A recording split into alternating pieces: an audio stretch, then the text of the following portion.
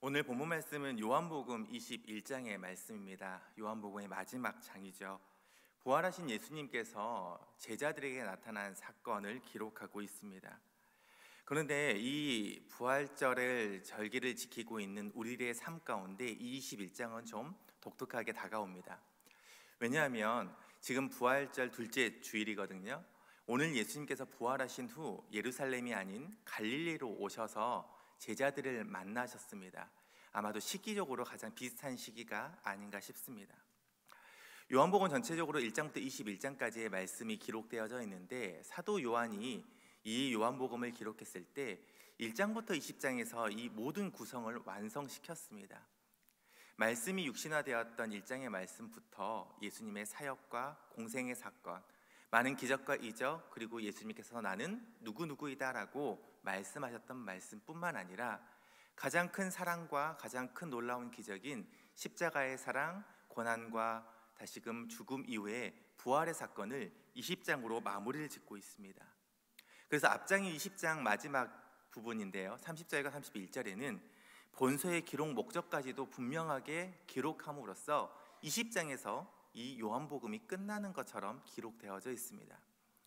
그런데 21장이 다시 시작이 됩니다. 시작할 때 그 후에라고 시작하면서 21장을 시작하죠. 왜 사도 요한은 이 20장까지의 모든 말씀을 끝맺은 후에 한 장을 더 할애하면서 이 21장을 기록했을까 한번 생각해 보신 적 있습니까? 21장의 말씀을 이 사도 요한은 무엇보다도 중요하게 말씀을 증거하는 곳으로 사용합니다. 그러면서 21장을 우리가 읽을 때마다 요한복음을 읽으면 21장을 에필로그처럼 결어의 말씀처럼 받아들이게 됩니다.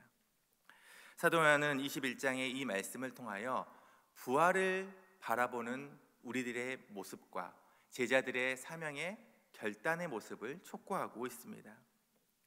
21장 1절부터 상황을 따라가서 보면 부활하신 주님께서 제자들에게 아침 식사를 준비해 주시고 친히 그들에게 먹여주셨다라고 기록합니다. 부활하신 주님이 제자들에게 찾아오셔서 아침 식사를 손수 차려주시는 모습을 보면 예수님의 성품을 너무나 잘 보여주고 있습니다. 제자들과 함께 동고동락할 때도요, 그 식탁의 교제는 늘 있었고 오직 제자들 뿐이겠습니까? 죄인과 세리에게도 찾아가 주셔 같이 식사를 나눴습니다. 세상 사람들은 그들을 적대시하고 죄인 취급하면서 같이 먹기 꺼려했음에도 불구하고 그들과 같이 식사를 나누셨던 모습이 성경 곳곳에 기록되어져 있습니다. 또한 식탁의 자리를 생각하면 요한복음 2장에 나왔던 가나의 혼인잔치, 예수님께서 처음 기적을 보여주셨던 그 장소에서도 식탁의 자리에서 그 기적과 이적을 보여주시면서 현현하셨습니다. 오병이어의 말씀 볼까요? 요한복음 6장에 나왔던 오병이어의 말씀은 물고기 2마리와 보리떡 5개로 5천이 넘는 많은 백성들에게 먹을 걸 주셨습니다. 먹여주시고 그들에게 하나님 나라의 풍성함을 설명해 주셨다는 겁니다. 이 먹는 식탁의 교제의 모습을 통하여 예수님께서는 이 많은 사람들에게 하나님 나라의 비밀이 무엇인지, 하나님 나라의 도래가 어떠한 의미를 보여주고 있는지, 새로운 질서에 대해서 누누이 교훈해 주시고 말씀해 주셨다는 겁니다. 그렇다고 본다면 오늘 21장의 말씀에 이 식탁의 자리에 초청하시는 예수의 모습이 이해되어지는데, 상황을 점점 자세히 보면 이해되지 않는 부분도 생깁니다. 왜냐하면 평상시와 같은 상황이 지금 아니기 때문입니다. 십자가의 고난과 죽으심 이후에 부활하셨던 주님이십니다. 십자가의 고난과 죽음 이후 부활 사건이지 않습니까? 생각해 볼까요? 부활하신 주님이 이제 며칠 후이면 하늘나라로 자리를 옮기십니다. 하나님 계신 곳 그 보좌의 자리로 옮기실 때 주님께 허락된 시간이 얼마 남지 않았다고 합니다.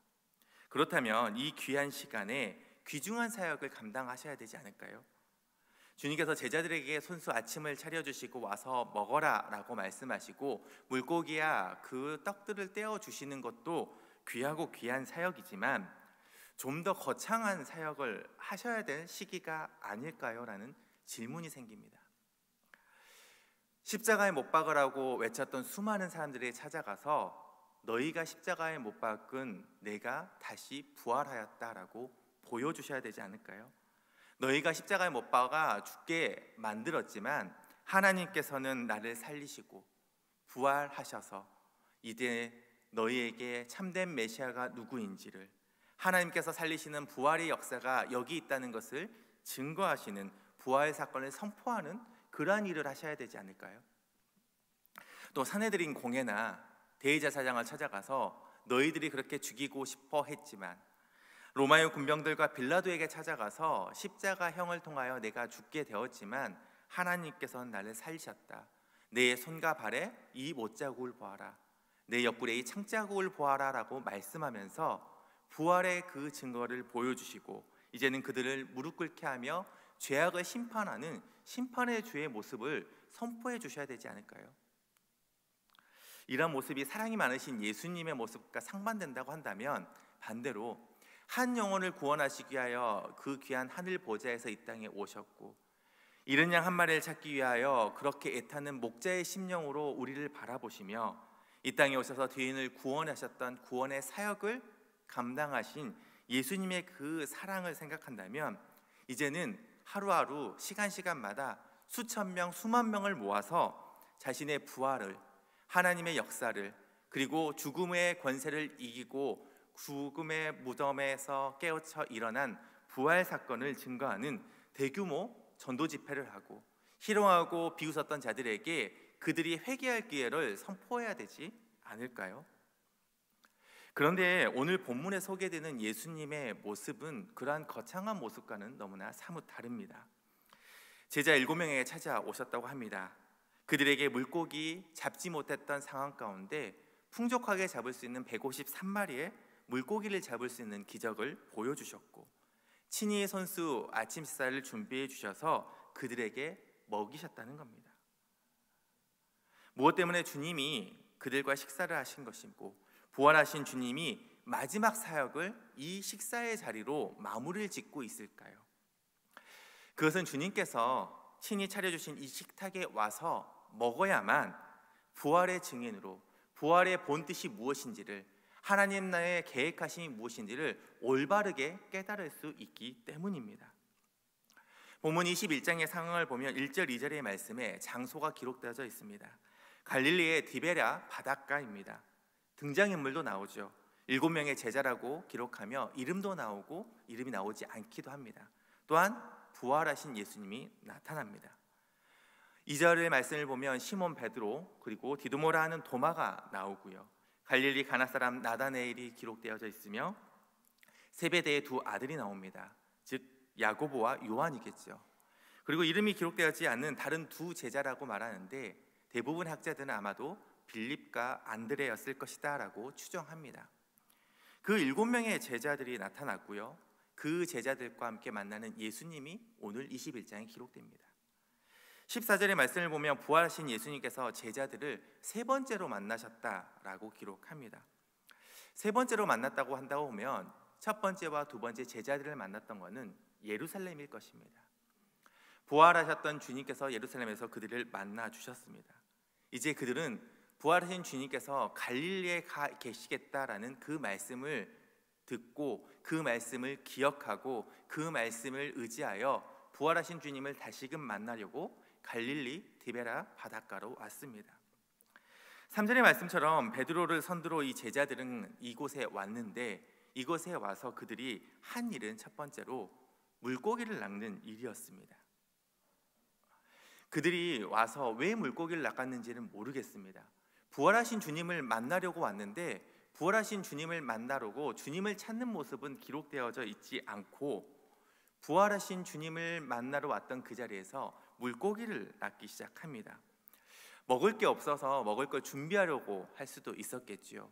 또한 주님을 찾기 위해서 주님이 오시면 주님도 식사하셔야 되니 우리가 준비하겠다라는 그러한 마음으로 좋게 해석할 수도 있을 것입니다.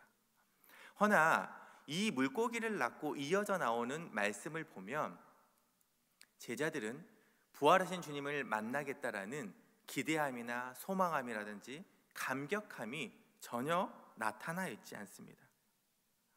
부활의 주님을 만나려는 설레임도 없어 보이고 큰 감격과 그러한 느낌이 전혀 보이지 않습니다. 예수님의 부활했다는 사실을 첫 번째, 두 번째 예루살렘에서 부활의 주님을 만났음에도 또다시 갈릴리에서 부활하신 주님을 만나기 위해 기다리고 있음에도 불구하고 그들의 삶 가운데는 구체적인 삶의 방향을 알지 못하는 헤매이는 인생을 살고 있었기 때문에 그들은 물고기를 잡겠다라는 생각으로 바뀌어 버렸다는 겁니다. 21장 우리 3절 말씀을 보면 이렇게 말씀합니다. 시몬 베드로가 나는 물고기를 잡으러 가노니 하니 그들이 우리도 함께 가겠다 합니다. 그러고 해서 그들은 배에 올랐으나 그날 밤 아무것도 잡지 못하였다라고 성경은 기록합니다. 부활하신 주님을 만나겠다라는 결단을 가지고 갈릴리에 왔는데 초점을 잃어버렸어요. 우선순위에 가장 먼저 해야 될 거, 주님을 만나기 위해서 준비하는 과정이 있어야 되는데, 주님을 찾는 모습이 있어야 되는데 그러한 모습이 없다는 겁니다. 그렇게 되자 그들의 인생 가운데는 큰 난관에 닥치게 됩니다. 물고기를 잡으러 왔는데 그날 밤 아무것도 잡지 못했다라는 겁니다. 이것은 예수님께서 제자들을 처음 만나셨던, 제자들을 처음 부르셨던, 물고기를 잡았던 제자들을 너희는 이제 사람을 낚는, 영혼을 구원하는 어부가 될 것이다 라고 부르셨던 말씀과 교차되면서 보여지기 시작합니다. 시몬 베드로를 선두로 하는 제자들은 주님께서 사람을 낚는 어부가 되라고 부르시고 공생애 동안 동행하시며 사역을 맡겨주셨는데, 이제 그들이 부활의 주님을 만나겠다고 오는 이 갈릴리, 이 장소에 왔을 때 그들은 사람 낚는 어부가 아니라 다시 물고기 잡는 어부로 바뀌어 버렸다는 겁니다. 예전의 모습으로 되돌아가 버리고 부활의 증언자의 삶이 아니라 부활의 의미가 무엇인지를 깨닫지 못하게 되자 그들은 밤이 새도록 새벽녘이 될 동안도 아무 물고기도 잡지 못하는 빈손이 되어버렸습니다. 그날 밤 아무것도 잡지 못하고 날이 새어가는 그러한 경험을 가게 됩니다. 4절 말씀 볼까요? 4절에 날이 새어갈 때라고 말씀합니다. 빈손 들고 있었던 제자들에게 예수께서 바닷가에 서셨습니다. 그런데 빈손 들고 있었던 그 제자들이 예수이신 줄을 알지 못하게 된다는 겁니다. 예수님을 만나려고 갈릴리로 왔으나 진정 예수님이 서 계심에도 불구하고 예수님을 알아보지 못하는 무지함에, 영적인 아둔함에 빠지게 되었다는 겁니다. 요한은 오늘 본문 말씀의 4절을 기록하면서 이 무지를 분명하고도 명확하게 말씀하고 있습니다. 예수께서 바닷가에 서 계셨으나 제자들은 알아보지 못했다. 이 제자들의 무지는 이 한 줄로 기록되어져 있지만 단순히 그 갈릴리 디베라 바닷가에서 물고기를 잡지 못했던 그 횡행한 그 장소에서의 무지만을 말하고 있지 않습니다. 왜냐하면 영적인 무지가 분명히 지속되어져 있었기 때문입니다. 누가복음에 기록하고 있을 때 예수님이 부활했을 때 가장 먼저 여인들이 발견합니다. 그래서 예수님이 부활했다는 사실을 가지고 제자들에게 찾아오죠. 그래서 예수님이 부활했습니다고 선포했는데 제자들은 어떻게 할까요? 그 여인들이 허탄한 말을 한다 하고 듣고도 믿지 않았습니다. 또한 요한복음 20장 9절의 말씀을 보면 어떻게 말씀하냐면, 그들이 죽은 자 가운데 살아나셨던 그 예수님의 말씀을 듣고도 시신이 놓여 있었던 무덤의 그 빈 곳을 보고도 눈으로 확인했던 그 장소에 있음에도 불구하고 그분 부활했다는 그 주님을 인식하지 못하는 무지함에 빠져 있었다는 겁니다. 엠마오로 가는 두 제자의 사건도 잘 아실 겁니다. 누가복음 24장에 나왔던 그 두 제자는 예수님과 함께 동행을 했습니다. 대화도 나눴고요.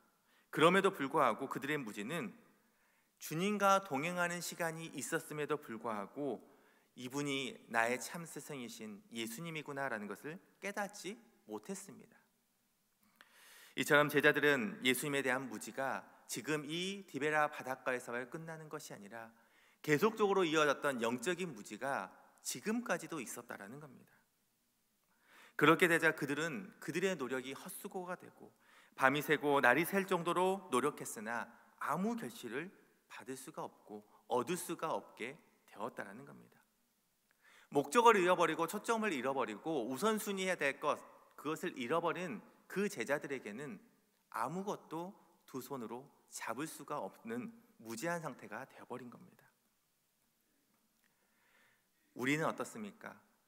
부활주의를 지키고 부활절기를 지키는 이 시간, 우리는 참된 지혜를 알고 부활하셨던 주님을 선포하고 부활하신 주님을 알고 계십니까? 부활의 주님을 만나기 위하여 부활의 주님을 만나고 결단의 모습과 다짐의 모습으로 살고 계십니까? 제자들은 그러한 부활의 참 의미와 부활의 증언자의 삶의 모습이 하나도 없을 때 예수님께서는 말씀하십니다. 예수님께서 배 오른편에 그물을 던져 물고기를 잡으라 명령하십니다. 제자들이 밤새도록 노력했으나 아무 결과가 없었지만 이제 예수님께서 말씀하시자 그 말씀에 순종했을 때 순식간에 상상할 수조차 없는 엄청난 결과로 상황이 반전되게 됩니다. 물고기가 많이 잡혀서 들 수 없게 되었다는 겁니다. 주님의 말씀을 듣자 이제는 무지에서 주님의 음성이 들리기 시작하자 그들은 빈손이 아니라 물고기를 잡고 풍성함으로 변화되기 된다는 겁니다. 이 들 수 없는 많은 물고기들, 6절의 말씀에 말씀하시기를 이르시되 그물을 배 오른편에 던지라 그리하면 잡으리라 하시니 이에 던졌더니 물고기가 많아 그물을 들 수 없게 되었다라고 성경은 기록합니다. 또한 이어서 8절의 말씀도 하는데요, 다른 제자들은 육지에 가서 거리가 불과 한 50칸쯤 되는 작은 배를 타고 와서 물고기 든 그 그물을 끌고 왔다라고 기록합니다. 이어서 11절의 말씀도 기록합니다. 시몬 베드로가 올라가서 그물을 육지에 끌어올리니 가득히 찬 큰 물고기가 153마리라 이같이 많으나 그물이 찢어지지 아니하였다라고 말씀하고 있습니다. 오늘 이 말씀에 보시면 그물을 들 수 없을 만큼 끌어올리는 것, 그리고 이 모든 이끌어내는 것, 이 말씀은 헬라어로 헬키온이라는 단어를 쓰고 슈론테스라는 단어를 씁니다. 들어올리다, 이끌어내다, 끌어당기다라는 뜻을 가지고 있는데 이 단어를 동일하게 예수님께서 한 번 더 사용하셨던 부분이 있습니다. 그것은 요한복음 6장 44절의 말씀인데요, 나는 생명의 떡이다 라고 스스로를 말씀하시면서 예수님이 말씀하시기를 나를 보내신 아버지께서 이끌지 아니하시면 아무도 내게도 없다라고 말씀합니다. 그리고 나서 또 말씀하시기를 요한복음 12장 32절의 말씀이신데요, 십자가의 순환을 당하시는 그 결과에 대한 말씀입니다. 내가 땅에서 들리면 모든 사람을 내게로 이끌겠노라라는 이 단어와 함께 동일하게 제자들이 물고기를 이끌어 들고 끌고 나올 수 있는 모습으로 동일한 단어를 쓰셨다는 말씀입니다. 즉, 이 물고기를 끌고 왔을 때 바로 육지로 끌고 오고 이 물고기를 들고 올 때 이것은 주님 계신 곳으로 가지고 오게 되었다는 겁니다. 즉, 영혼을 구원하시는 그 예수님의 그 사역을 이제 너희들이 해야 된다라는 말씀으로 보여주셨다는 겁니다. 물고기를 잡았던 그 모습을 통하여 너희들은 이제는 다시 물고기 잡는 어부가 아니라 사람을 낳고 영혼을 구원하는 주의 거룩한 사역을 감당하는 부활의 증언자의 삶을 살아야 한다. 물고기 낚는 제자들의 삶의 모습 이제는 그만하고 이제는 부활하신 예수님께서 다시 말씀하실 때 너희는 처음 부름받고 사명을 받은 자처럼 이제는 사람을 낳고 영혼을 구원하는 주님의 귀한 일꾼 되어라 라고 부르셨다는 겁니다. 부활하신 주님께서 망하는 영혼들을 너희에게 맡길 터이니 이 나에게 부활의 이 주님에게로 데리고 오라고 말씀하십니다. 그러면서 제자들은 이제 육지에 도착을 합니다. 도착했을 때 주님은 그들을 위해 친히 숯불을 지펴 떡과 생선을 굽고 계셨습니다. 그리고 그들이 잡은 물고기를 가져오라 명하십니다. 그래서 숯불에 굽도록 한 뒤 친히 떡과 물고기를 한 사람 한 사람에게 가져다 주셨습니다. 밤새 고기잡이에 지쳐 있었던 제자들이죠. 새벽에 싸늘한 공기에 온몸이 식어져 버렸을 것입니다. 그들의 몸은 주님이 마련하신 아침 식사를 통하여 그 숯불을 통하여 몸도 녹이게 되었고 배고픔도 해결받게 되었습니다. 육신뿐만이겠습니까? 주님께서 명령하셨던 그 물고기 잡았던 다시금 그 기적과 이적을 통하여 잊어버렸던 사람 낚는 어부라는 그 사명감을 다시금 일깨워 주셨던 그 주님의 음성에 그들의 마음이 뜨거워졌을 것입니다. 주님이 차려놓으신 그 아침 식사에서 와서 먹기 시작하자 잊어버렸던 사명, 이제는 우리가 부활의 증언자로서 나에게 맡긴 사명이 무엇인지를 깨닫기 시작하여 뜨거워지기 시작하고 강건해지기 시작하여 그들의 삶은 이제는 부활의 제자들, 부활의 증언자의 삶을 사는 백성이 되었다라는 겁니다. 이렇게 해서 갈릴리에서의 부활하신 주님과 제자들의 아름다운 재해는 21절의 말씀으로 끝맺히게 됩니다. 디바랴 바닷가에서의 이날 아침의 기억, 제자들에게는 잊을 수 없겠죠. 처음 주님을 만났던 놀라운 추억이 있는 장소가 된 것뿐만 아니라 더불어 평생 잊을 수 없는 또 하나의 추억으로 남기게 되었습니다. 주님께서는 분명하게 말씀합니다. 와서 먹으라 하실 때 너희가 잡은 물고기를 가져와라 라고 명하십니다. 부활하신 주님께서는 제자들에게 그들이 주님의 말씀에 순종하여 잡아왔던 물고기를 가지고 오라고 말씀합니다. 부족해서 그러셨을까요? 아니요. 오병이의 사건에서 정말 물고기 2마리와 보리떡 5개를 가지고도 5천을 넘게 먹이셨던 그 풍성함의 역사를 가지고 계셨던 주님이 왜 제자들에게 잡은 물고기를 가져오라 하셨을까요? 너희가 내 말에 순종하면 배 오른편에 그물을 던지라는 그 말씀을 듣고 순종하여 충성히 일하면 너희의 손은 빈손이 아니라 영혼을 구원하는 손, 사역을 감당할 수 있는 손, 능력의 귀한 일꾼이 된다라고 말씀해 주시기 위하여, 그리하여 그들에게 성공 사례가 무엇인지를 알려주시고 이제 너희들이 맡겨진 사명을 분명하게 잘 감당할 수 있을 것이다. 그것은 내 음성을 귀 기울이고 그 말씀에 순종하여라라는 말씀과 동일하다는 겁니다. 그리하여 12절과 13절의 말씀에 이렇게 기록하고 있습니다. 예수께서 이르시되 와서 조반을 먹어라 하시니 제자들이 주님이신 줄 아는 고로 당신이 누구냐 감히 묻는 자가 없었더라. 이어서 예수께서 떡을 가져다가 그들에게 주시고 생선도 그와 같이 나누어 주셨다라는 겁니다. 이제는 제자들은 무지한 사람이 아닙니다. 그전 예수님께서 공생애 때 순환과 부활에 대해서 수없이 말씀해도 깨닫지 못했던 그런 제자들이 아닙니다. 예루살렘에서 부활하셨던 주님을 만나보고 도마는 그 손과 옆구리의 창자국에 있는 못자국과 창자국에 손을 넣어봤음에도 불구하고 온전히 부활이 무엇인지, 부활하신 주님이 어떠한 의미로 우리에게 다가오셨는지를 깨닫지 못했던 무지한 제자가 아니라는 겁니다. 이제 제자들은 변화했습니다. 예수님, 부활하신 주님은 나를 위하여, 나 자신을 포함하여 온 인류를 위해서 십자가를 지시고 자신의 목숨을 희생 제물로 드리신 사랑의 하나님이셨고 사망 권세를 이기셨던 승리하신 주님이셨으며 부활하신 능력의 하나님, 그리하여 이 땅 이곳에 하나님 나라를 이루시고 이 모든 인류와 모든 생명 있는 자들을 구원받은 백성으로 이끌어 나가시는 하나님의 놀라운 계획이 시작된다는 것을 깨닫는 깨달음의 제자로 변화하고 이제는 제자가 아닌 사도의 사명을 감당하게 된다는 겁니다. 제자들은 다락방에서 떡과 포도주로 행했던 유월절 전에 성찬 때에도 알지 못했던 그 예수님의 정체성을 부활하셨던 주님께서 이 땅에서의 마지막 사역으로 너희들 아직도 깨닫지 못하느냐? 와서 먹고 깨달은 자가 되어서 부활 증언자, 부활이 무엇인지를 온전히 깨달은 자, 그리하여 부활을 증거하며 아직도 알지 못하는 자들에게 하나님의 뜻이 무엇이고 하나님의 계획하심이 무엇인지를 선포하는 사도의 사명, 부활의 증언자, 확실한 신앙을 갖는 부활의 복음 증거자가 되라고 우리를 부르시고 그 제자들을 변화시켜 주셨습니다.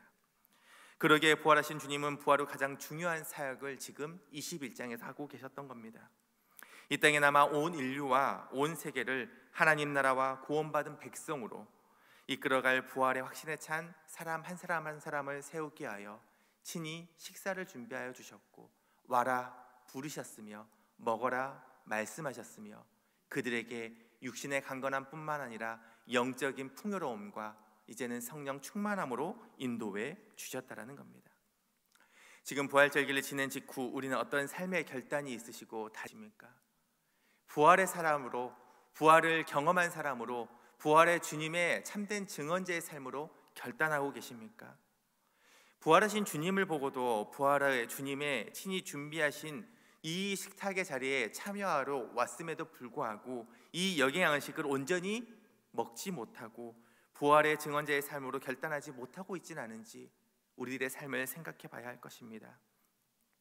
본문의 말씀 이후에 분명하게 변화된 제자들의 모습이 나타납니다. 이어서 나오는 말씀은 너무나 유명한 말씀이죠. 시몬 베드로에게 예수님께서 하신 질문입니다. 너는 나를 사랑하느냐? 내가 나를 사랑하느냐고 3번 물으십니다. 그 대답 이후 예수님께서는 말씀하시기를 내 양을 먹이라, 내 양을 치라 라고 명령하셨습니다. 이제 베드로와 또한 베드로뿐만 아닌 그 제자들과 부활의 주님께서 준비하셨던 식탁에 와서 먹고 그곳에서 다시금 일어섰던 자들은 이제는 참된 사도의 직분을 감당하게 됩니다. 사복음서가 끝난 이후 기록되어지는 이어져 나오는 우리 사도행전 말씀을 볼까요? 사도행전 말씀을 보시면 확실히 변화하는 제자들과 예수님을 따르던 무리들을 보게 됩니다. 그들은 이제는 부활의 증언자의 삶으로 당당하게 변합니다. 그들의 삶이 변하여 제자의 사명, 이제는 사도의 사명을 감당하며 변화하고 행동하기 시작합니다. 즉 영혼 구원을 위해서 일하기 시작하죠. 전도하기 시작합니다. 선교 사역을 감당하면서 전도 여행을 떠나기 시작합니다. 깨닫지 못했을 때 주님의 식탁에서 부활에 하신 주님께서 주셨던 음식을 먹지 못했을 때는 부활을 깨닫지 못하자 예루살렘에서 부활하신 주님을 만나도 이해하지 못하였고 예루살렘에서 갈릴리로 왔음에도 불구하고 깨닫지 못했던 그들이 이제는 먹고 주님이 주시는 그 지혜로 깨닫게 되자 예루살렘뿐만이 아닙니다. 온 유대와 사마리아 땅끝까지 복음을 증거하기 시작했습니다. 부활의 주님을 증거하기 시작했다는 겁니다. 거기까지가요? 땅끝까지 이르러 내 증인되라는 그 말씀처럼 소아시아에게, 터키에게, 그리고 유럽 전역에게, 그리고 인도 땅까지도 가면서 복음을 증거하며 부활하신 주님을 증언하는 삶을 살기 시작했습니다. 오늘 부활하신 주님께서 우리에게도 말씀하십니다. 내 사랑하는 자야, 내 사랑하는 너희야, 와서 먹어라. 먹고 부활을 깨닫지 못하는 자로 무지하지 말고 부활의 주님을 보고도 찾지 못하고 어디 계신지 알지 못하는 영적인 아둔함으로 살지 말고 이제는 구체적인 삶의 방향을 알아 부활의 확실한 증언자의 삶을 살아가라라고 명령하시며 우리에게 사명을 주셨다라는 겁니다. 그것이 부활 증언자인 저와 여러분의 사명이고 이 땅에 참된 그리스도의 몸된 교회의 사명이며 특별히 우리 교회의 사명일 줄로 믿습니다. 부활을 경험한 제자들이 복음을 전파하기 위하여 선교하며 전도하며 영혼을 구원했던 것처럼 이제 우리도 그 사명 감당해야 합니다. 이럴 때 이런 질문할 수 있겠죠. 목사님 현실감이 좀 없으시네요. 요즘 코로나 때문에 얼마나 힘듭니까? 모든 지교회들 힘들어요. 이런 상황에 선교라니요, 전도라니요. 지금 있는 교회 안에서의 이 영혼들만 구원하기도 바빠 죽겠고 우리들만 든든히 쓰는 것도 바쁩니다. 이러할 때 거리두기 단계가 상향될 것 같은 이러한 시기에 찬양도 마음껏 못하며 통성기도 못하는 이 시기에 선교라니요, 전도라니요, 할 수 없는 환경 아닙니까? 하기 싫어가 아니라 못하는 상황입니다 라고 말할 수 있죠. 맞는 말입니다. 일리 있는 말이죠. 그러나 우리가 누구입니까? 부활을 경험하고 부활한 주님을 믿고 따르고 예수님을 닮아가겠다고 결단하고 다짐한 그리스도인 아닐까요? 그리스도인은 하늘 보좌를 버리고 이 땅에 오신 그 주님의 모습을 닮아가는 사람입니다. 죽음과 사망 권세를 이기셨던 부활하신 주님을 기억하고 그 부활을 증거하는 사람이 저와 여러분이 되어야 합니다. 부활하셔서 친히 사랑의 식탁을 준비해 주시고 와서 먹으라 명하시며 이제는 확실한 부활 증언자로 살라고 명하시면서 지금 내가 너를 부활의 증언자로 세워줄 터이니 너는 이제 선교하며 전도하며 영혼을 구하는 일 감당할 수 있을 거야 라고 말씀해 주셨습니다. 선교라는 것은요, 전도라는 것은 영혼 구원한다는 것은 다양한 측면에서도 이야기할 수 있습니다. 근데 본질적인 측면을 찾아보면 이것은 사람으로부터 시작하지 않았어요. 이 12제자부터 시작하지 않았다는 겁니다. 믿음의 선조부터 시작하지 않았어요. 왜요? 예수님께서 하늘 보좌를 버리시고 이 땅에 나 한 사람을 구원하시는 영혼 구원과 전도와 선교의 사명으로 하늘에서 이 땅으로 오시는 것이 선교의 사역이기에 시작점이었기 때문입니다. 예수님의 첫 사역입니다. 영혼 구원, 전도, 선교는 예수님이 이 땅에 오심으로부터 시작되는 사역이기에 그 귀한 보혈의 피로 우리를 구원하셨고, 이제는 부활의 참된 소망을 가지고 살아가는 백성들은 당연히 해야만 하는 우리들의 사명이 되었다는 겁니다. 이제 우리는 이 부활의 주님의 말씀에 순종하기를 원합니다. 충성하여 그물을 던지기를 원합니다. 주님께서 말씀하십니다. 사랑하는 너희야, 배 오른편에 그물을 던져라. 그 음성 듣고 우리는 힘차게 그물을 던졌으면 좋겠습니다. 그렇다면 우리의 환경과 여건을 봤을 때는 선교와 전교와 영혼 구원이 더디게 보이고 힘든 환경처럼만 보일지라도 주님의 음성에 순종하면 밤새도록 새벽에 될 때까지 잡지 못했던 그 물고기가 주의 음성을 듣고 순종할 때 가득가득 차고 넘치는 풍성함으로 변화되는 그 놀라운 역사를 우리는 느끼게 될 것입니다. 주님의 음성에 순종한다면 그 모든 물고기를 잠과 동시에 또한 그 그물은 찢어지지가 않을 것입니다. 본문에선 분명히 기록하고 있습니다. 크고 큰 물고기 153마리가 있음에도 불구하고 그것을 들 수 없는 그 그물이어서 이끌고 왔을 때까지, 주님께 끌고 오는 그 때까지 그물은 찢어지지 않았다 말씀하십니다. 우리 교회가 이 땅에 그리스도의 몸된 교회들이, 그리고 우리들이 이 사명을 놓치지 않고 그물을 던지며 영혼 구원을 위하여 전도하며 선교할 때 하나님께서는, 주님께서는 부활의 그 큰 기쁨뿐만 아니라 이 세상에 참된 그리스도인으로 세워지는 우리들을 통하여 하나님 나라를 이 땅에 이루어가는 놀라운 역사를 시작하실 겁니다. 우리의 능력으로 하는 것이 아닙니다. 부활하신 주님의 능력이고 그 부활하신 주님을 믿고 따르는 우리 백성들에게 주시는 성령님의 능력입니다.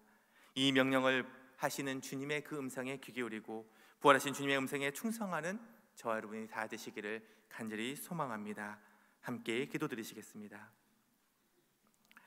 사랑의 주님, 언제나 우리와 함께 동행해 주시니 진심으로 감사를 드립니다. 부활하신 주님께서 우리에게 찾아오셨고 부활의 증언자가 되라고 말씀하십니다. 이제 우리는 부활의 주님을 만났습니다. 주님께서 친히 준비해 주신 귀한 생명의 식탁 앞에 있습니다. 와서 먹으라는 그 말씀에 영의 양식을 먹고 이제는 분명한 부활 증언자가 되고자 합니다. 부활하신 주님께서 우리에게 맡겨진 사명, 한 영혼을 구원하고 전도하며 선교하라신 그 명령에 순종하여 그물을 마음껏 던지려 합니다.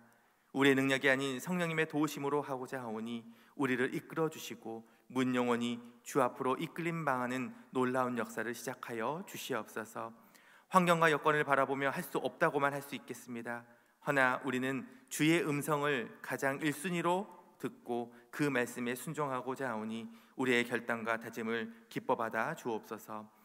우리에게 와서 먹고 사역을 감당하라 명하신 우리 주 예수 그리스도의 이름으로 간절히 기도드리옵나이다. 아멘. 이 시간 찬송가 502장 부르시면서 봉헌하시겠습니다.